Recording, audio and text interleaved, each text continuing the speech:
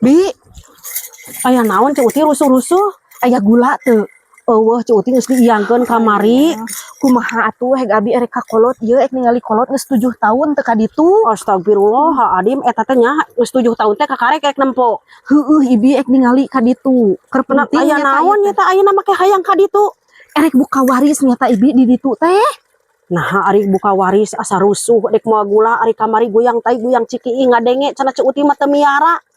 Iya ibi apan abi mah nya di dieu jauh. Pan aya dulur nu lain atuh bari nage abi sok geuleuhan sok tarang ngeunah dahar ai miaran Cik geuring Uti teh. ulah kitu, da atuh rek jauh rek deket ge ku kolot kudu dipiara Cik Uti. Kolot teh dek loba dek saeutik anakna Cik Uti ulah kitu pamali. Sok atuh ibi aya eueuh bisi kaburu dulur-dulur nu lain narepi, bisi abi kabagian tang Cik Uti saeutikna. eueuh jeung we kanu lain namun isukan mah aya heg wae isukan mah. Ih aing nunguan isukan mah atuh kaburu kabagian pang cocotna meureunnan. Heeh atuh kan bae teu moal gula ge sok we ka itu ini Cik Uti kan bae teu moal gula ge. Ih ari ibi apanan kudu mau gula ameh kabeuli hatena. Ih ibi mah aing katun ka elo batang kawung atuh meuni teh gablek gula-gula acan aneh aing mah. Katulin pesen di kamari.